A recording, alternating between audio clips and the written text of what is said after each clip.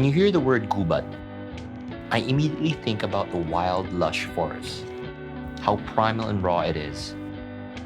But at the same time, a wave of comfort and warmth washes over me, making me feel like I am home.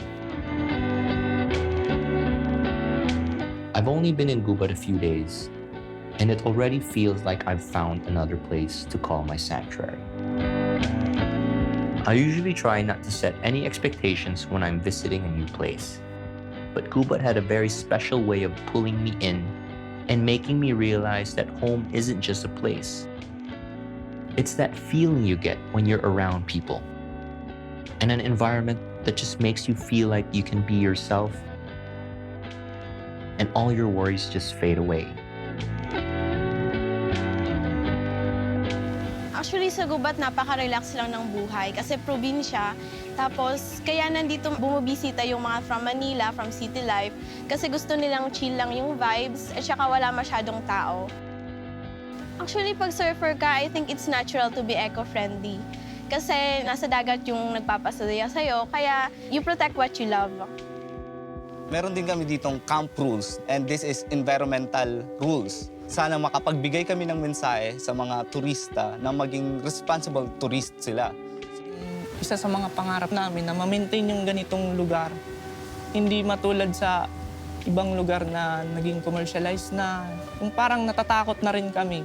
Kung pagdating ng panahon na kami na yung palisin dito, yung mga mayamang tao na yung nandito, yung mga locals na yung mawala.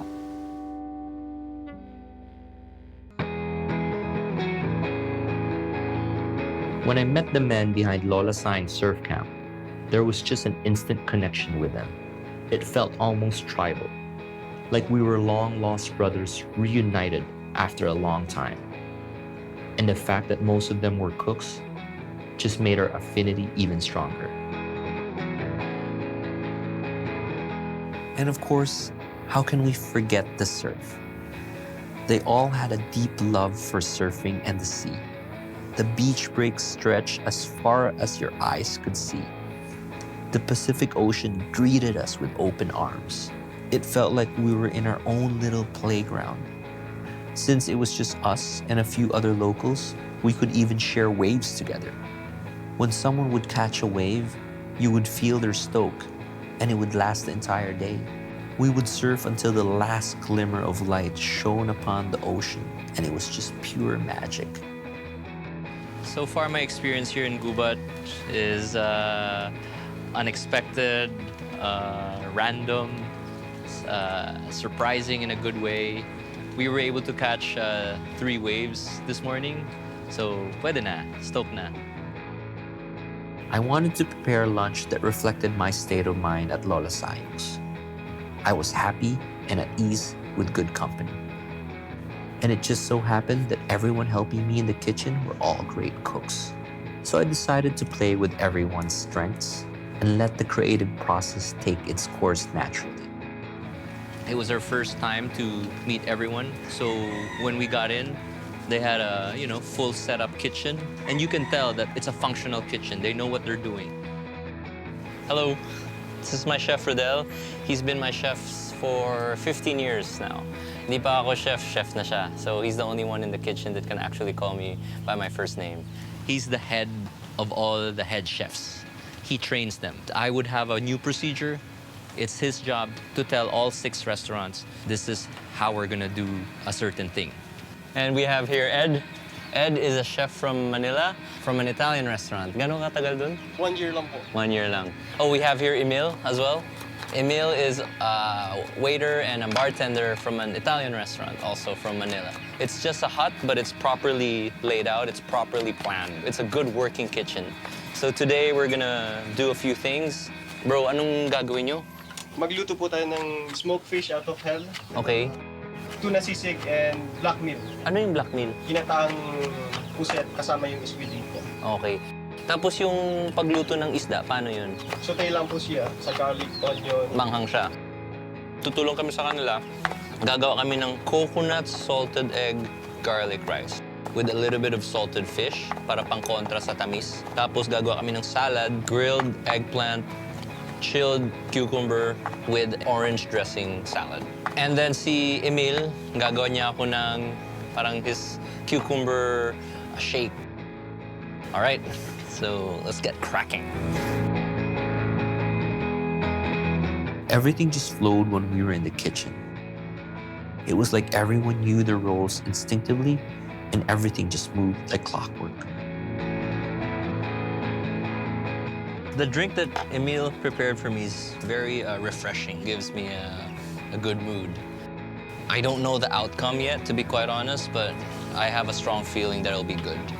And it's something that we've never done before because it's heavy on gata, it's Bicolano cooking. I'm excited. I'm excited. Hello, good afternoon. Salamat sa pagpunta sa aming maliit na handa. Okay, so magsa-start tayo sa ating salad. Grilled eggplant, sliced apples, sliced cucumber, queso de bola. Tapos gumawa kami ng tinapa express dressing. After ng salad, pwede na tayo mag-start sa lahat. So, ito ay yung ating ginawa ni Ed, yung ating tuna sisig. Yung black meal po, adobong pusit na may gata. Squid ink. Tapos, Smoked fish out of hell po. Tinapa na may gata din. tapos may kanin tayo na gawa sa salted egg, gata, rice. Fish sambal with kalabasa gata. Tapos, atak. And I was so happy that they really liked it. They kept saying, oh, masarap, masarap. My favorite dish was the tuna sisig. Simple lang, pero they follow the process. And then when they cook, you can tell na, sorry, this is a bit cheesy, but it's from the heart. It's sincere. These guys cooked for a living in Manila, and it was their job. Here, they cook because they love it. They're by the beach, so you feel it, even though it's a simple tuna sisig dish. So I think that was the highlight, the sincerity of the cooking.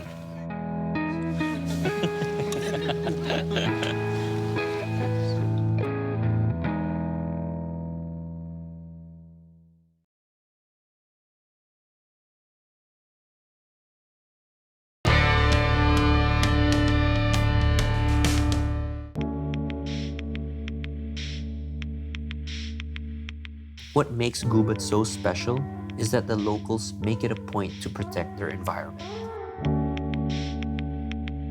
Kay usually leads groups of people in helping plant seedlings by the seawall to help grow mangroves. These serve as barriers to prevent storm surges and floodings that can enter the towns. Chef, nandito tayo ngayon sa Barangay Panganiban ng Gubat, Sorsogon. Okay. Ito yung isa sa meron ng mga mangrove forest pa dito. Tapos usually dito yung nagma-mangrove planting kasi may mga bahay dito. So pag may bagyo, talagang nakaka-save talaga yung mga mangroves. So gaano kayo kadalas mag-plant ng mangrove? Actually, in 1 year, mga siguro 3 times. Depende sa mga event at saka sa visitors din. So parang ginagawa nyo ng activity, no? Kasi interested din sila, pas gusto nilang tumulong, mga programs nila. So this morning, Tin, our producer, told me that I will plant mangroves. And I'm like, yeah, whatever. And when I was there and actually saw it and saw everyone really getting into it, then it hit me. I'm like, okay, wow. It hit me that, okay, our environment is so precious that, you know, we need to plant all these mangroves to protect the environment by the coast. And I never realized it till I dug a hole and put the tree, and it felt like, okay, wow, I've done something good to the community or to the environment. And I felt proud. I felt great.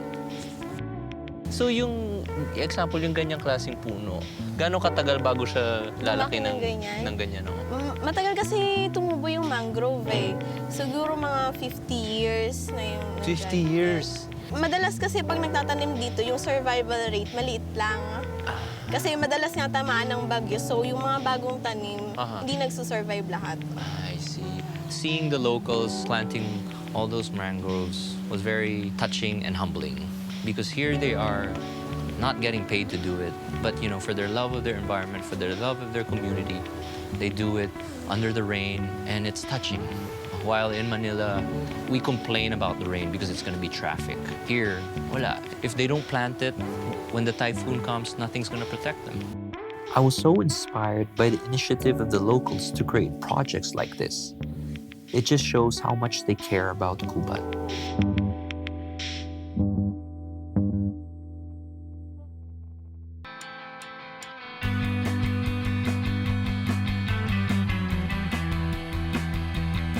Earlier, we went to Ate Grace's place where she makes her famous Timy-tim. Kakanin siya. It's their version of cassava cake. Hi, Ate Grace. Kamusta po? Si JP, salamat sa pag-imbita mo sa amin sa bahay ninyo. So, ano po yung ating gagawin? Ang gagawin po natin ngayon ay Timy-tim. Timy-tim? Opo, yung kakanin dito sa Gubat. Gawa po siya sa kasaba. Gano'n nyo na po katagal ginagawa? Mga 15 years na. 15 years. Paano kayo nagsimula sa paggawa ng Timy-tim? So, bali yung ate ko, nakita ko siyang gumagawa niya, pero hindi niya na kukuha ng maayos yung latik, yung sa ibabaw. Oo. Tapos, huminto siya. So, ako ngayon na nag-aral, pinagpatuloy ko kung paano ko talaga makuha ma-perfect yung latik. So, siguro mga 2 taon, saka ko lang na-perfect yung latik. She has been perfecting her latik for the past 2 years. And for someone to perfect a very simple dish is so inspiring. It's refreshing to meet a person like that. Okay, so ano po yung unang proseso? Yung kasaba po natin. Okay. So kasaba lang talaga yan? Opo, kasaba lang to. Wala siyang halong buko or... Wala pa. So, bali yung ihahalo natin dyan, ito yung pangalawang gata, tapos lalagyan natin ng asukal na brown, brown sugar, tapos haluin natin. Ilalagay po natin siya Okay. dito sa ibabaw. Kasi minsan po yung asukal medyo may dumi siya, Oo. kaya kailangan Tsaka salain. So hindi nyo inuubos muna? Hindi muna kasi. Minsan kasi yung kasaba, medyo may tubig na siya. Minsan mayroong kailangan yung maraming tubig, minsan konti din ang kailangan. Ito yung proseso na kailangan gamitin mo pa rin yung feel, no? Opo. Kahit na nakasukat lahat, Opo. kailangan intindihin mo pa rin yung kondisyon ng ingredient. Opo. So, lalagyan natin ng itlog. Naks, oo. Diba?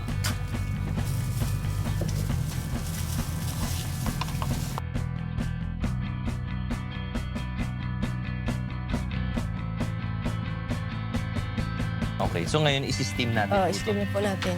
Ilang minutes po yung pag-steam? Bali, abot to ng mga 10 minutes. Ganon. 10 minutes lang? Opo. Maluluto na yan? What I've learned from her is yung pagtutok sa kanyang craft. She does it every single day for the past 15 years. She wakes up at 2 in the morning every day except Sunday to prepare all the processes. She uses a 4-burner wood-driven entrapment because she does not have enough money to buy a burner yet. Pero sabi niya in 2 months time daw, baka makaya niya na. Gawa po tayo ng latik, yung sa ibabaw ng Timy-tim. So, Okay, ano po to? So, bali ito yung katas ng kasabad, itatapon po natin. Tapos meron siyang matitira sa ilalim na kulay puti, parang arena. So, ito po yung gagawa natin na latik. Gaano po katagal to bago siya bumaba? Para makuha natin siya, kailangan natin maghintay ng 2 oras. Kaya madaling araw pa lang, ginagawa na talaga namin ito. So ano oras po kayo nagigising pag gumagawa kayo nito? Minsan, 2 o'clock, 3 o'clock, ganun. Talaga? Oh. So, kailangan natin lagyan ng asukal na puti. So, lalagyan natin ng kakanggata. Kasi para mas madali maghalo.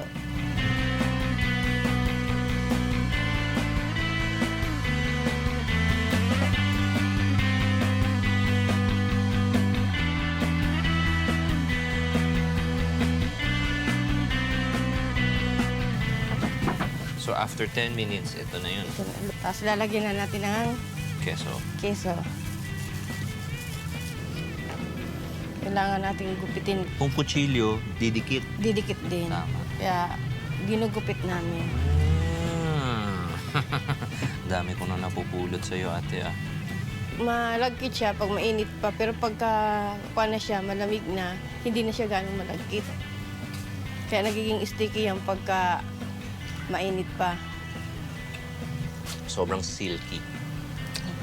Tapos, sabi ang linis ng lasa. Yung tama nga yung texture, maganda talaga. Yung dati gusto ko tikman. Sariwa, no? Ang ganda ng kombinasyon ng keso, no? Parang tamis, alat.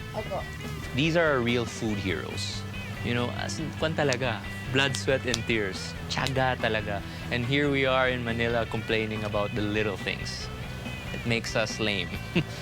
Seeing this is the real deal.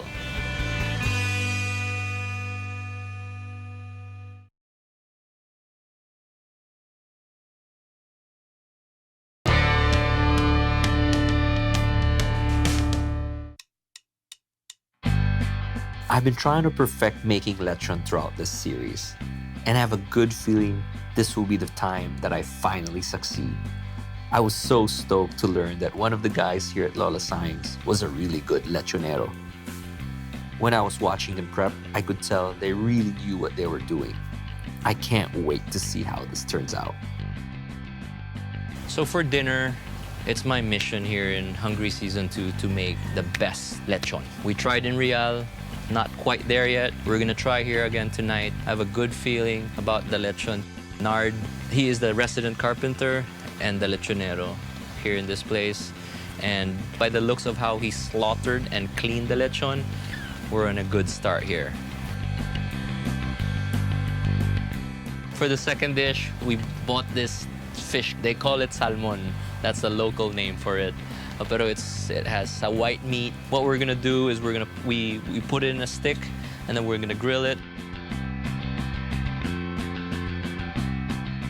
And we're gonna put like a special paste on top. I don't know what's it called yet, I just invented it earlier.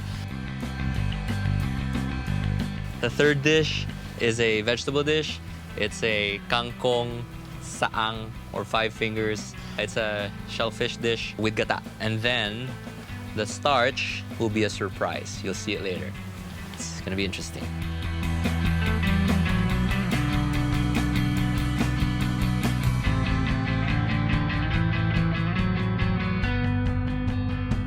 Thank you very much for coming, for being here, for waiting, for staying under the rain. Pero bago sa lahat, mag-cheers muna tayo for tonight's dinner. That drink is made by Emil. Ano tawag ng drink natin? Lemon cucumber na meron siyang little bit of vodka. Okay. And you use the blender. Yes po. That Russell Hobbs blender. Did you like it? Tama. Siguro kaya masarap yung drink, no? Kaya siguro dahil lang sa blender na yan. Eh di pa ganun sa'yo na yan. Okay. Thank you, Chef. Okay, bigyan mo ang alon bukas, ha? Alright. Sige, let's cut to the chase. Okay, first of all, we have this vegetable dish. It's made of kangkong, cabbage, shrimp, gata. Meron siyang yung sahang, 5 fingers.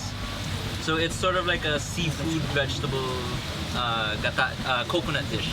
Then we have here fish, salmon, so grilled to perfection by the boys.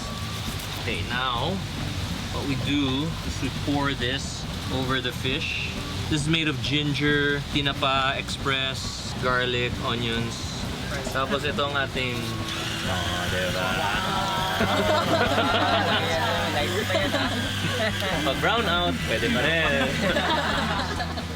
And then we have our lechon with real liver sauce.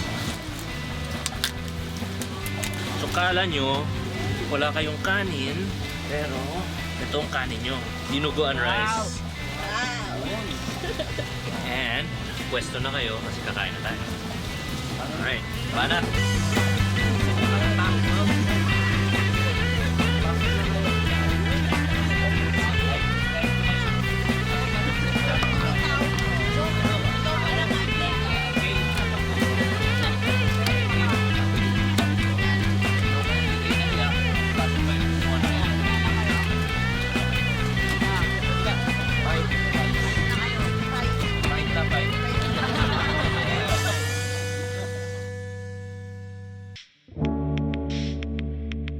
Why do we gather together when we eat?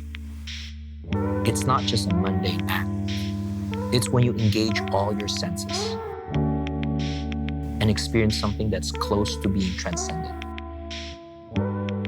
You get lost in conversation, eating, drinking, and feeding off everyone's vibrations. It's alchemy in its purest form. It's one of those moments that we tend to take for granted, but in essence, they're one of life's greatest pleasures. It unites people and allows someone to fall into this feeling of pure joy.